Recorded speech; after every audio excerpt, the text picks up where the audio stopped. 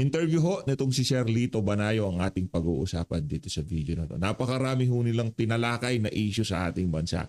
Issue ng korupsyon, flood control, impeachment, ang pinag-usapan ho nila dito sa interview na to ni Sir Admar dito kay Sir Lito Banayo. Pero bago yan, sa like at sa subscribe, masaya na ho tayo dyan sa magsusumal sa ating community. Yung join button, nandiyan lang ho sa baba. Political strategies, Sir Lito Banayo. Pakinggan ho natin ang kanyang mga punto de vista.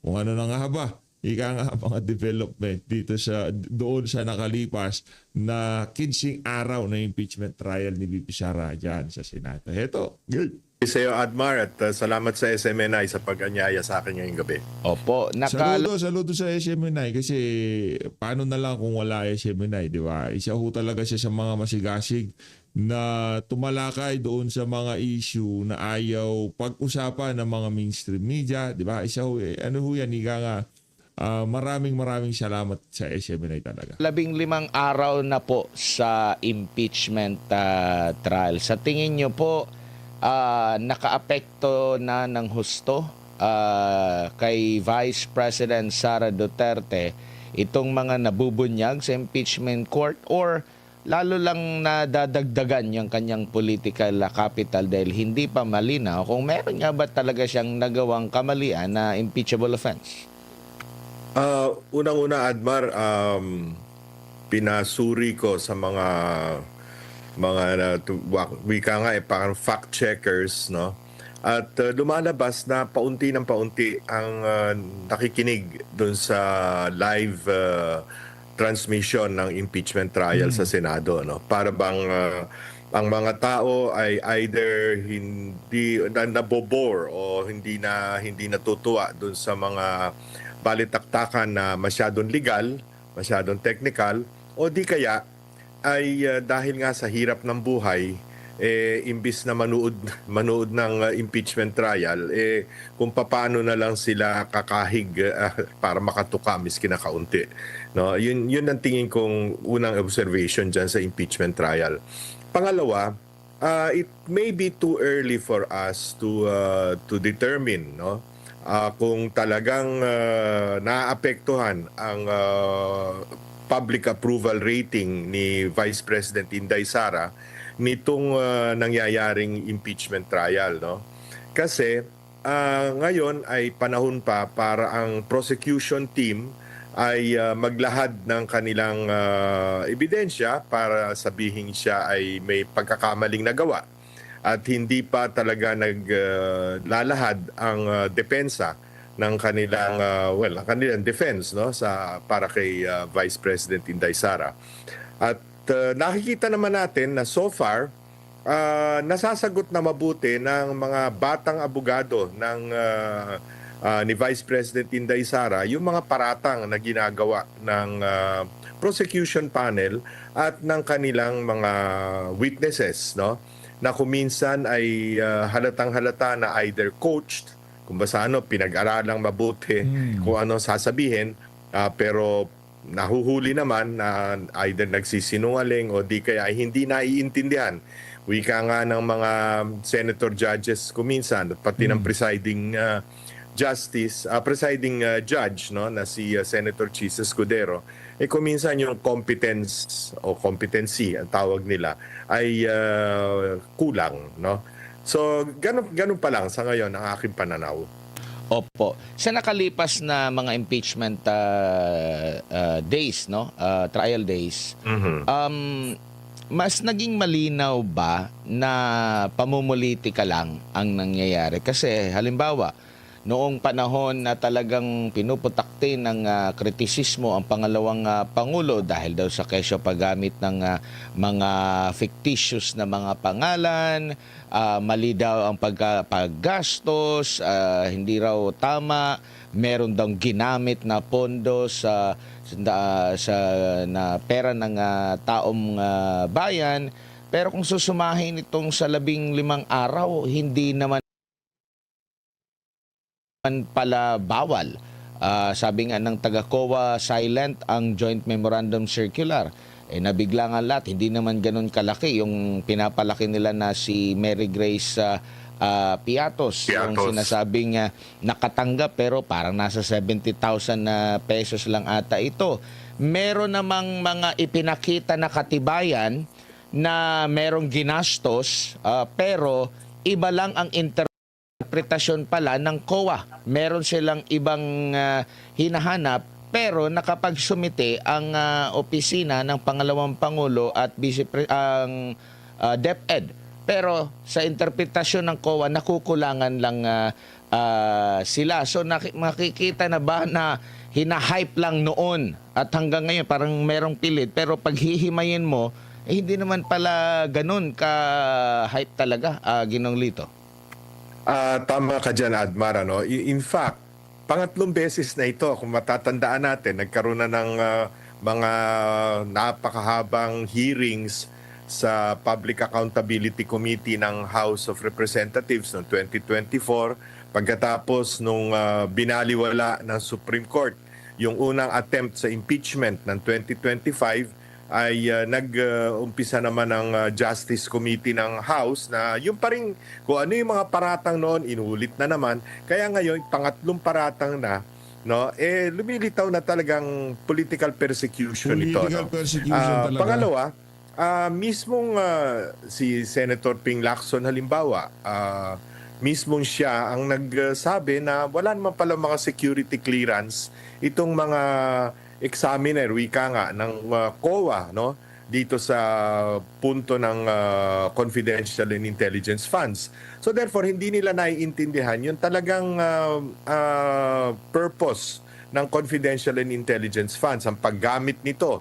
So ang kanila parang parang paper parang accountant, yung accountant na tinitingnan lang, medyo mali ito, medyo mali ito. Pero hindi naiintindihan yung talagang dahilan kung bakit nagbibigay ang pamahalaan ng confidential and intelligence funds sa ilang mga ahensya, kasama na ang DepEd at ang Office of the Vice President. At pangatlo, Admar, para sa ordinaryong mamamayan, palagi kasi yung mga nagsusuri na mga sabihin na nating mga politically inclined, no? Yung mga nagsusuri, naghahanap yan ng kung ano-anong butas.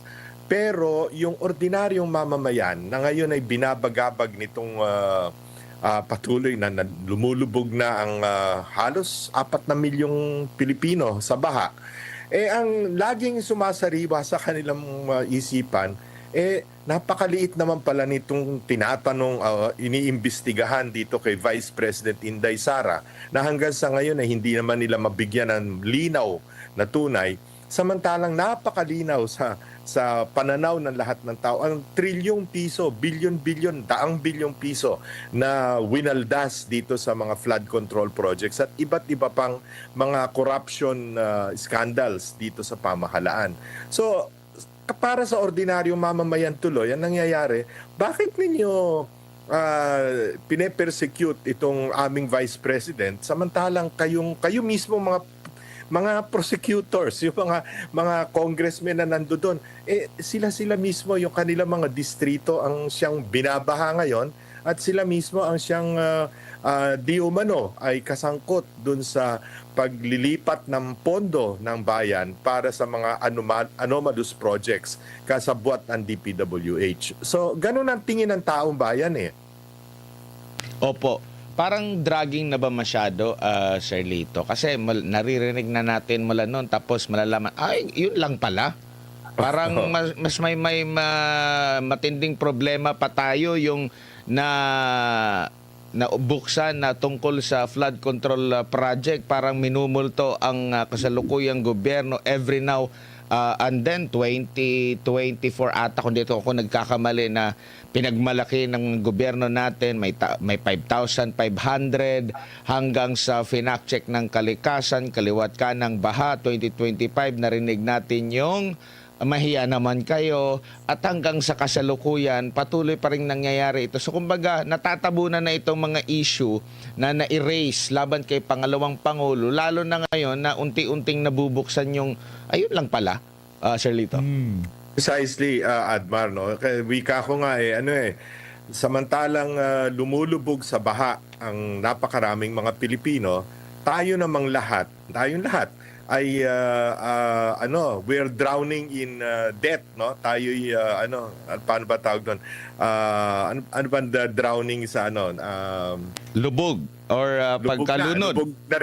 Lubog na rin tayo sa utang, di ba? Dahil nga dito sa sobrang katiwalian na ito, lumalabas ngayon halimbawa ang sa darating na taon o itong taong ito, no? Hanggang sa darating na taon, ang ating palang uutangin ay nasa 3.2 trillion pesos na naman para lamang matabunan yung mga utang din dati. Yung utang din natin dati na umaabot na sa 19.5 trillion, ang interest pala dyan nasa 970 billion pesos. My Nababayaran natin ngayong taong ito. Kulang na nga ang ating pondo. At pag nalalaman ng tao yung mga ganyan datos, lalo nagiinit at kumukulo ang dugo dahil sila naman ay hirap na makaagapay sa taas ng presyo ng pangunahing bilihin at binabaha pa yung kanilang mga bahay. Di ba pati nga mga simbahan pinasok na ng tubig, pinasok na ng baha. Ngayon lang nangyayari sa ating bansa itong ganitong kalawak na iskandalo ng korupsyon. Opo. So, kasi inasa natin na mahaba pa itong impeachment. Pero nakita nyo na ba yung parang may yanig na nangyayari dyan sa impeachment na makakabawas sa ganda points ng pangalawang Pangulo at makakadagdag sa pogi points ng kasalukuyang administrasyon, or hindi rin magkakaroon ng dagdag pogi points ang administrasyon dahil meron din siyang kinakaharap na problema na medyo mas malapit sa bituka ng mga kababayan natin. Tama yan, Admar. At kung tutuusin mo, itong mga sumalanta sa atin at nagdulot ng mga malalalim na baha, habagat pa lang ito. Wala pang tumatama sa ating bagyong malakas. Grabe Pag naman. tumama sa atin ang bagyong malakas, at yan ay laging nangyayari tuwing panahon ng El Nino. Kasi pag mainit ang surface ng Pacific Ocean, ng dagat, lalong lumalakas ang mga bagyo. Pasalamat nga tayo at lumilihis sa atin at pumupunta sa Japan o sa China. Pero pagka tayo'y tinamaan na ng talagang malalakas na bagyo, ay kawawang-kawawa ang ating taong bayan dahil hindi lamang baha ang aabutin nila, kundi lilipa rin ang kanilang mga bubong ng kanilang mga bahay at ang kanilang mga pananim ay masasalanta ng todo-todo. That will create a major economic crisis, no? Kanya kung paano, para bang ilang taon na tayong binabagabag ditong impeachment, 2 beses na pag-i-impeach kay Vice President Inday Sara para sa halaga na kung tutuusin mo ay katiting ng halaga ng winaldas, no, sa korupsyon, no, sa flood control at sa iba pa, pati sa PhilHealth, pati sa PDIC, lahat halos sasakay ng gobyerno no? Pero nakatuon ng pansin ng ating mga politiko dito lamang sa impeachment trial, samantalang talagang ang taong bayan hindi na malaman kung paano ano kakainin sa kinagabihan o sa susunod na araw, no? Kaya sa tingin ko, sa aking pananaw, no, sa malaot madali, lalo lamang na bababa ang approval rating ng kasalukuyang administrasyon at lalo namang gaganda o tataas ang public approval at lalong-lalo na yung tiwala, yung trust rating na mas importante sa ating pangalawang Pangulo. Opo. Ang pangalawang Pangulo, merong nabasura na reklamo sa DOJ lamang, inciting to sedition, pero may umusan na kaso na grave threat na nasa RTC na. Though merong motion na pinapabasura na itong kaso na ito. Nakikita niyo po ba ang pattern na naghahanap ng maraming kapamaraanan talaga para ma-destabilize ang pangalawang Pangulo, Sir Lito? Sa mga abogado siguro, ang tawag dito ay forum shopping. nandun na nga sa Senado, impeachment trial, pagkatapos maghahanap ka pa sa korte naman ng the same cases, no? Grave threats, yung unang-unang tinalakay sa impeachment trial, na nakita rin naman natin na may pinaghuhugutan yung bugso ng damdamin ni Vice President Inday Sara. Pero kaya halatang halata na persecutory lamang ito no? Kaya lalo lamang turn off, lalo lamang nagagalit ang taong bayan sapagkat malinaw na lisya, maling-mali ang ginagawa laban kay Vice President Inday Sara sa paghangad lamang na mawala siya sa politika ng 2028. Takot na takot sila dahil hanggang sa ngayon patuloy na malakas ang survey ratings, no? Ang public approval, performance approval at trust rating ni Vice President Inday Sara. Opo. Nakikita niyo rin po ba sa 2028? Alam natin kung ang nai-imagine siguro ng ating mga kababayan pag ang Duterte ang nanalo sa 2028, yan yung kinatatakutan ng kasalukuyang administrasyon kasi isipin talaga nila mababalikan sila. Pag hindi naman si VP Sara Duterte ang manalo, safe na ba ang Marcos administration? Safe na ba si PBBM? Kasi nang nakita natin na medyo kaalyado niya ngayon, yan yung mga katunggali din niya dati na nagkaroon ng sila yung nagkaroon ng uniteam. Yung uniteam dati nawala na. Sinusuka. Opo. Yan yung mga sinusukat dati na ngayon kinakain na naman nilang muli, no? It's very funny, no? Kaya nga lagi kong sinasabi doon sa mga kaibigan kong dilawan, na oy, tandaan nyo nga kailan ba namatay at sino ba nagpapatay kay Ninoy Aquino, no? Anong karapatan meron? Ano pumasok sa isip ninyo at nakikipagkontsabahan ngayon kayo dito sa administrasyon ni BBM, no? Kaya nakikita yan ng taong bayan, malinaw sa kanila na para bang itong mga ito sa paghahangad lamang na makabalik sa kapangyarihan ay gagawin ng lahat, no? Kaya nga yung isinuka na kinakain na muli, no? Napaka sa ating mga Pilipino hindi lang katawa-tawa kundi napakasamang ugali ng ganyan, no?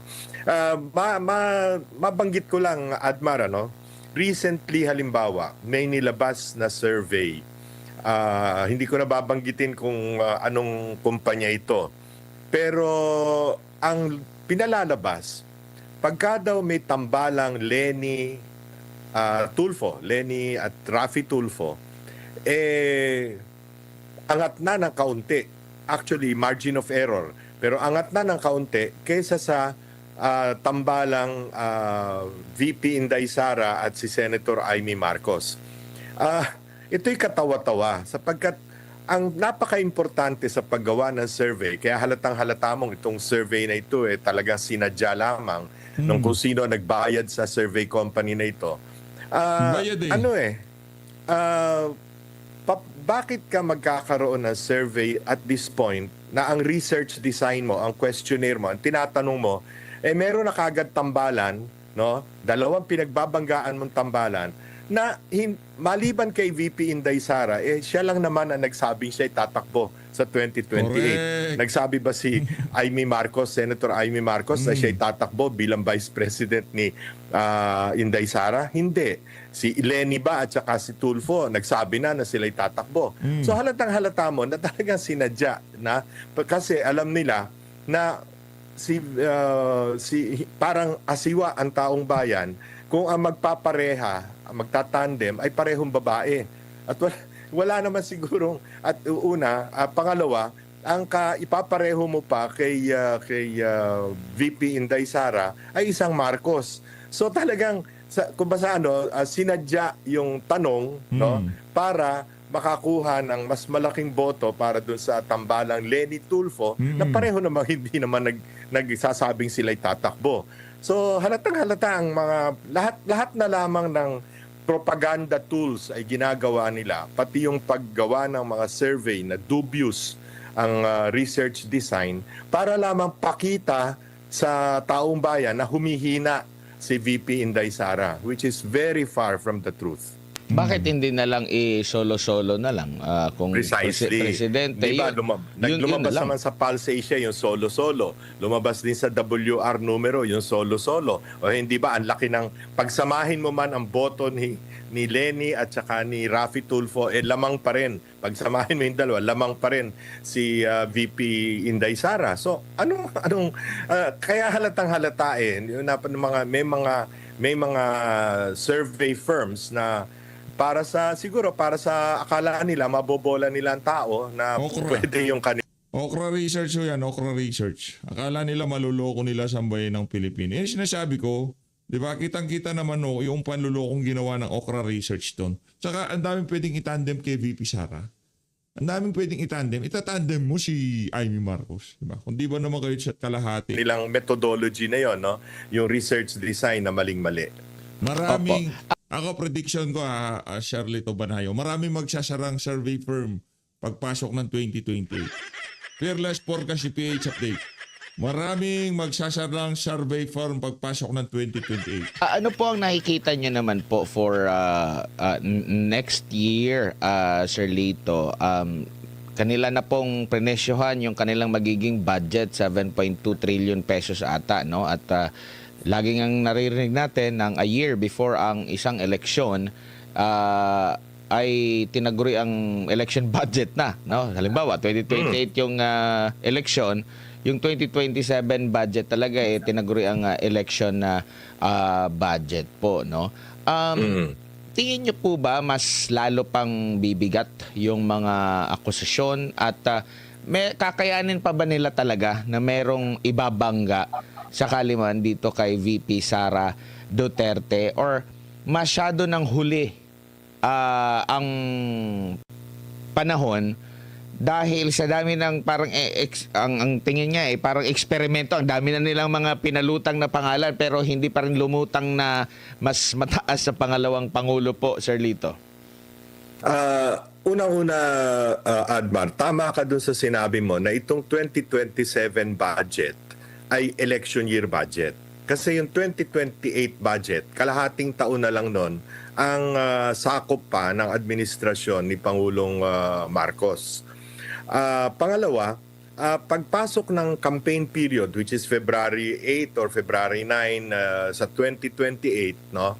Hindi ka na pwedeng gumasta ng pondo ng gobyerno para sa mga proyekto, no? Meron na tayong public works ban at that time, no? So talagang ang napakahalagang budget ay itong 2027 budget. But you're talking of 7.2 trillion, of which 978 or 976 billion pambayad lamang sa interes sa utang. At para matustusan ang sweldo ng mga empleyado ng gobyerno, matustusan ang yung mga ibang proyekto ng pamahalaan, at magbayad pa sa principal ng utang, halos wala namang matitira na rito . Kaya dapat ito, bantayan natin ng husto. Itong budget na ito na gagawin, dadaan na naman sa Kongreso. At habang ang Kongreso naman, lalo na ang Senado, ay nakatuon ng pansin, hati ang atensyon dito sa impeachment trial at sa kanilang pang-araw-araw na tungkulin bilang mga senador, baka mag-fast break na naman. Magkaroon na naman ng dadagdagan na naman yung unprogrammed allocations, gagawa na naman ng mga magic, no? Itong ating mga mambabatas para madagdagan ang kanilang pork barrel na maliban doon sa leadership funds na built-in na pala sa ating National Expenditure Program, siguradong magdadagdag pa yung mga yan ng kanilang insertions at kung ano-anong mga errata para lumaki ang pondo na makakakuha sila ng komisyon o kickback para panggastos sa susunod na halalan. Kaya dapat itong bantayan natin ng, lalo na ang media, bantayan talaga ng husto itong budget na ito na baka i-fast break na naman nila. Kagaya ng ginawa nila noong 2023, 2024 at 2025 na dahil doon, tayong lahat ngayon ay baon na baon sa utang. No? Opo, doon po naman sa tanong na meron pa ba silang kayang ipalutang na mga pangalan na magiging katunggali nitong si Vice President Sara Duterte? Masyado nang huli na kung sa 2027 meron pa. Kasi sa ngayon, meron na bang mas malinaw na pwedeng, kumbaga, kung nagkaroon ng labanan, pagpapawisan talaga si BP Sara sa labanan? Lakas na mag-asar nitong si Sir Adbar. Yung mga pagpapawisan talaga, hindi, sa totoo naman, talagang malakas yung talaga si VP Sara. Kung meron mang itatapat sa kanya ngayong mga panahon na to, baka hindi man pagpawisan si VP Sir Sara. Lito? Wala akong nakikitang napakatinding makakalaban ni Vice President Inday Sara. No? Kung tutuusin natin, maaring sabihin natin na ang pangalawang medyo malakas na kandidato ay si Naga City Mayor at dating Vice President Leni Robredo. Pero alam mo, natalo na si Vice President Leni noong 2022. No? At siguro mahirap para sa kanya na magdesisyon na sumabak na muli sa pagkandidato sa presidency. To begin with, sa ating kasaysayan, walang natalo sa pagkapangulo ng minsan na sa pangalawa o pangatlong pagsubok na naman ay nanalo pa. No? Unfortunately, yun yung tinatawag na regla ng ating politika sa presidency. Ito namang si Senator Raffy Tulfo, no? Na pumapangatlo sa mga surveys after Leni Robredo, tingin ko sa pagtansya ko sa kanya, sigurado siya na re-election No? More or less, panalo siya kung re-election lang ang pag-uusapan. Pero since kailangan na siyang tumakbo, pag siya'y tumakbo ng presidency at natalo siya, hindi na siya senador. No? So malaking risk, malaking riesgo para sa kanya yung pagtakbo. Kaya tingin ko hindi talaga malaman ng pamahalaan ngayon ng administrasyon ni Pangulong BBM kung ano ang gagawin nila sa 2028. Sino isasabak nila o sino ang mapipressure o mai-impluwensyahan nila sumabak laban kay Vice President Inday Sara. Tsaka yung kay Mayor Leni po ba, tingin nyo kung medyo naririnig natin kung ano yung performance niya as mayor, na maririnig sa buong Pilipinas talaga kung ano yung significant talaga ng mga kumbaga yung parang may dating ba? Tingin mo makakatulong iyon na mapaganda yung kanyang posisyon sa pampangaluhang halalan? Sir Lito? Admar, unang-una, magbalik tanaw na lang tayo sa 2022, no? Ako ang nag-campaign manager para kay Mayor Isko Moreno na tumakbong presidente noong 2022. Yung Manila ay sentro ng Pilipinas, yan ang capital ng Philippines, no? At nakita naman ng taong bayan kung ano yung mga nagawa niya sa loob ng 3 taon, o miski 2 taon pa lamang dahil kumandidato na nga. 2 taon na siya ay mayor ng capital ng ating bansa. Pero hindi pa rin umubre. Di lalo naman siguro yung Naga. Ano man ang magawa mo sa Naga, siguro hanggang sa Kabikulan, malalaman ng makikita ng mga kapatid nating Bicolano. Pero pag tiningnan mo ang buong bansa, no, na napakaraming probinsya, napakaraming bayan, paano mo maa-appreciate yung nagawa or magagawa pa ni Vice President ni Mayor Leni Robredo. Hindi ko tinatawaran ang kanyang kakayahan, pero yun na nga ibig sabihin, paano mako-communicate sa buong bansa na naging problema ni Mayor Isko Moreno ng Maynila. Paano niyang mapaparamdam sa buong Pilipinas noong 2022 yung kanyang mga mabuting nagawa sa Maynila. Di lalo na kung Naga ang ating pinag-uusapan. Unlike si Pangulong Duterte kasi nung tumakbo na noong 2016, 30 taon na mayor, ng Davao City. At matagal nang nakikita ng taong bayan kung gaano ang inasenso ng Davao City at gaano katahimik at peaceful ang Davao City dahil sa panunungkulan ni Mayor Digong Duterte noon.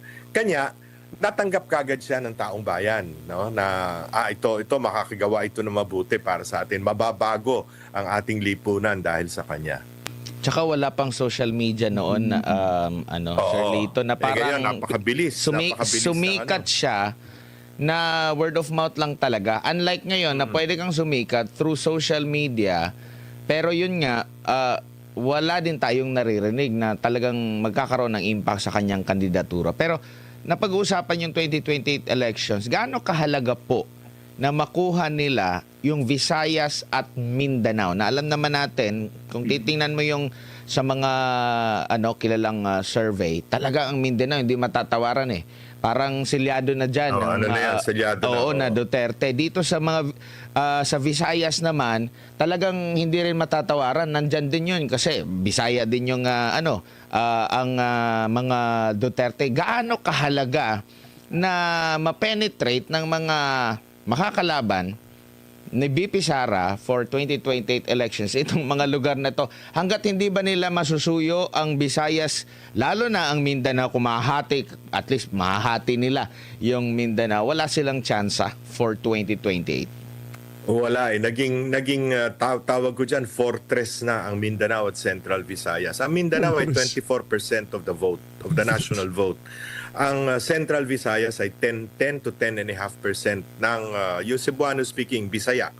10 to 10.5%. So you're talking of 34 to 34.5%. Puwera pa yung mga Bisaya, pareho natin na dito nakatira sa Maynila, no? Or sa iba't ibang parte ng ating bansa, no? Naging naging very loyal sa brand ng mga Duterte, no? Pag mahirap yan tapatan dahil unang-una, yung tinatawag nating Greater Manila area, wala yan yung Katagalugan, which is Southern Tagalog, plus NCR, plus Calabarzon, no? Puwera siguro yung mga Ilocano speaking part ng Central Luzon, no? Yan naman yan ang dahil sa proximity sa Manila, yan ang talagang una binabantayan ng mga issue. Pangalawa, yan yung mga kung sino yung mukhang llamado, no? Nakikita nila malakas, doon sila boboto. Correct. So, history Meron mga ganyang Pilipino. Hindi nila tinitingnan kung sino yan, kung ano yan. Kunyari, mataas ang chance manalo si Marcos Jr. Doon talaga sila pupunta. At this time, hindi ho kayo magkakamali. Kung yun ang hinahanap nyo, yung sure win at yun ang gusto nyong iboto sa 2028, kay BP Sara ho kayo. Sure win yan eh.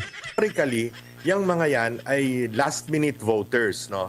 So, ang tingin ko, hindi naman madedehado. At miski sa mga surveys, nakikita natin, kung hindi man number one, halimbawa sa NCR, number one na si Inday Sara, pero sa Central Luzon at saka sa Calabarzon, dikit na dikit yung pagiging number two niya, no? So, pagdating ng panahon, yan aangat pa rin. Lalo na, at itong mga probinsya ng Calabarzon, NCR at Ito, Sir Lito, maputol kita na mabilisan lang. Ang gusto lang ng sambayan ng Pilipino ngayong mga panahon na to, managot. Yung may kagagawan kung bakit nalubog sa bahay yung kanilang mga sasakyan, yung kanilang mga bahay. Meron ho tayong nakitang video sa Macabebe, Pampanga, hanggang bubong na daw ho yung baha ngayong mga panahon to. Wala pa ho bagyo yan, wala pang bagyo. Si Marcos Jr., di ko malaman niya kung gaano karami ng pulburo na sinisinghot niya sa Malacanang. Kasi napapraning niya pagka narinig niya yung bumubuhos yung ulan sa bagay, hindi nila naririnig sa Malacanang. Parang ika nga, walang nangyayari sa labas. Malacanang na ba naman, di ba? Kaya hindi nila ramdam yung nararanasan ng mga ordinaryong Pilipino ngayong mga panahon na to. Kasi nga, sa Malacanang, hindi nila naririnig yung patak ng ulan. Akala nila, tag-araw, hindi ho nila alam. Talagang napakatindi ng ulan sa labas. saka ng Central Luzon, ito pa sinasalanta ng baha mayat maya, no? So, lalong tumitindi ang galit ng taong bayan dahil naalaala yung mga korupsyon na nakita sa ghost flood control projects. Sa maaari namang katandem ni VP Sara para maselyuhan talaga yung pagkapanalo, sa tingin nyo po, needed pa niya ng katandem din? Taga Mindanao lang ba? Taga Visayas? Taga Luzon? Ano ba ang nakikita nyo po Ako. na makakapag-solidify pa?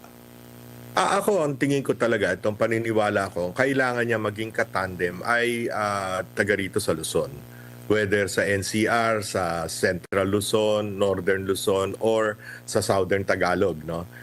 Sapagkat kailangang ma-fortify. Mahirap din kasi yung parang lalabas binaliwala na kami ng mga, palibasa malakas na si Inday Sara sa Visayas at Mindanao, binaliwala naman kami yung mga taga Luzon, ano? So to obviate that, for balance, for purposes of balance, napakadami rin namang mga national figures dito sa Luzon na sigurado akong pag inalok ni VP Inday Sara na makipagtambalan sa kanya, nagkakanta kumahugpay ang mga yan.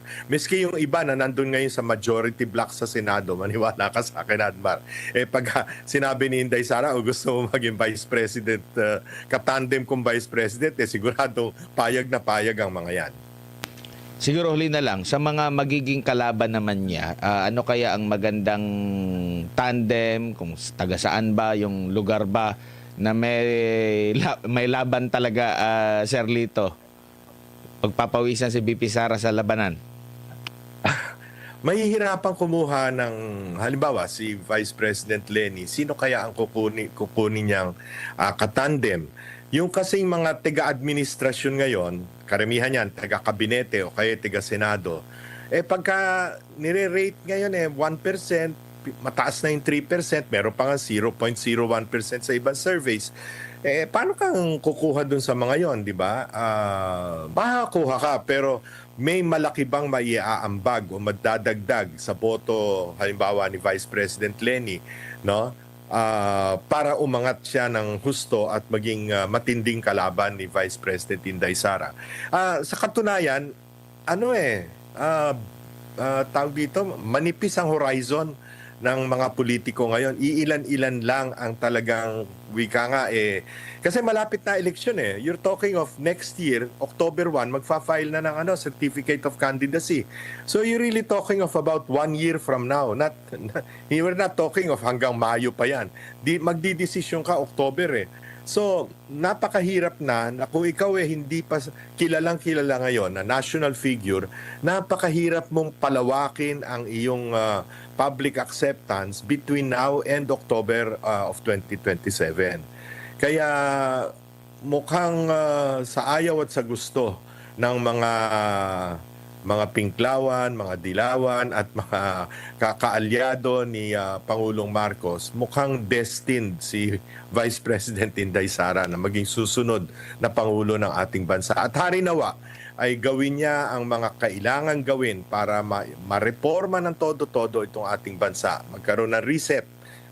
Charter change. Pasok ni VP Sara, ikulong lahat ng mga nagnakaw sa nakalipas na 6 na taon, tapos charter change. Rektang charter change tayo. Ayusin na talaga sapagkat napakabulok na ng sistemang umiiral sa politika ng ating bansa. Sir Lito, sa history po ba, sa mga ganitong panahon, ito na yung pag-iikot, pagpapakilala ng mga gustong tatakbo sa pagka-Pangulo. Naintindihan natin si BP Sara, nag-declare na siya kumbaga.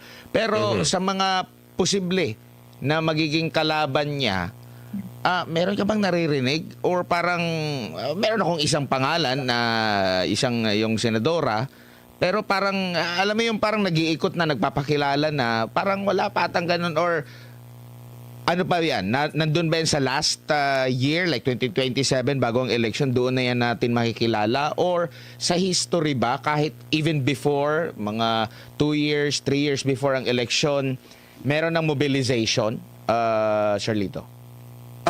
Over the past several years, maaga pa, 2 years before elections pa, nag-iikot na talaga yung mga gustong, o yung nag-i-interest na tumakbong Pangulo. Napaka pambihira yung biglang sulpot. Ang makikita lang natin sa ating kasaysayan na biglang sulpot ay si Mayor Rodrigo Roa Duterte na nanalo bilang Pangulo. Siya lang. Otherwise, lahat nakaporma na, matagal nang pumoporma, matagal nang nagmo-mobilize, matagal nang nagkakalap ng kanilang coalitions. Pero sa ngayon, wala ka nakikita At napakahirap nga na mapuwera na nga kung yung bang Parang wala talaga. I'm sorry, Admar, hindi ko talaga makita na merong biglang susulpot pa, no? Na makaka-capture. Siyempre, ano yan political strategist yan eh. Kumbaga, yung lahat ng possible outcome sa 2028, baka nalaro na niya sa utak niya, di ba? Lahat ng possible, for example, ma-impeach si Sara o ganitong mangyayari, sino magiging kandidato na papalit ng nitong si VP Sara, i-endorse niya. Parang, kumbaga, naano na niya, na-run na niya lahat ng possible outcome ng 2020. Marami pang pwedeng mangyari mula ngayong araw na to hanggang sa mga susunod na panahon. Sa impeachment, sa flood control kay Martin Romualdez. Napakaraming moving parts ng political landscape natin ngayong mga panahon na to na anytime, pwedeng mabago lahat. Pwedeng tawag dito, pwedeng makulong si Martin Romualdez. Yun na talaga yun. Yun na talaga gusto natin, di ba? Makulong yung crocodile na yun. Pagka naging presidente, hindi natin alam, di ba? Wala naman sana masamang mangyari kay Marcos Jr. Pero malay natin, magpresidente si VP Sara mamaya, bukas. Hindi natin alam eh. O sa susunod na linggo, sa susunod na buwan. Marami hong posibleng mangyari. At kung sakaling mangyari yun, hindi nagkaroon. Dalawa, senaryo, Noel. Anong mangyayari sa bansang Pilipinas? Malamang sa malamang, magkakaroon ng, wag naman sana, at hindi tayo sang-ayon dyan, magkakaroon ng uprising. Possible yan. Kasi pagkakaita ng sambayan ng Pilipino, doon sa ano natin yan, kumbaga, yan mga Pilipino pa naman, mahilig sa ano yan, okasyon, routine. 6 na taon, boboto ng pagka-presidente sa ayot sa gusto nyo. Pagka hindi nyo kang pinoboto, magkakagulo tayo. Ganon ang mindset ng mga Pilipino. Pinag-usapan natin 6 na taon lang. Pagkatapos ng 6 na taon, umalis ka sa Malacanang. Ganon. Diba? Ngayon, pagka hindi ka sumunod sa usapan na yun, malaki problema. Hindi natin sinasabi na magkakaroon ng kung ano pa man. Yun yung, kumbaga, yun yung mga posibleng mangyari. Ito yung mga possible outcome. Maging presidente si VP Sara, anumang oras mula ngayon, pwede siyang tumakbo sa 2028 ulit. Diba? Kagaya nung ginawa ni Gloria Macapagal Arroyo. At marami siguradong makukulong. Diba? Ang dami. Kasi si Marcos Jr. sumisinghot yan eh. Malay natin, nakasinghot yan ng kung ano man nasinghot niya, na na lang siya bigla. Diba? Nawalan siya ng malay, diba? Maraming posibleng mangyari at tayo ho dito para lamang sa kabutihan ng ating bansa. Ang atin dito, hindi para kung siraan ng kung sino pa man. Ang aking sinasabi dito sa PH Update, what you see is what you get. Nakikita nyo ho, maliwanag pa sa sikat ng araw na may pananagutan ang mga kasalukuyang opisyal ng administrasyon na to sa mga kinakaharap nating major problem ngayong mga panahon na to. Yon ang realidad. What you see is what you get. Hindi ko kayo bubulahin na kung ano pa man. Kaya kung hindi pa kayo nakasubscribe, like at subscribe. Ito ng imagination ng ating taong bayan. Merong nag-iikot pero yun yan, nabanggit mo 001, 0.001. Mas mataas pa yung hindi nag-ikot at hindi nag-declare. Precisely. At yun ngang meron pa ako nakitang survey. Ito'y privately commissioned, kaya hindi ko pwedeng sabihin kung sino yung nag-survey. Ito'y pinarate ng lahat ng cabinet members. Kung ba ano yung mga high-performing cabinet departments, mga departamento ng ating pamahalaan. Lahat pabagsak eh.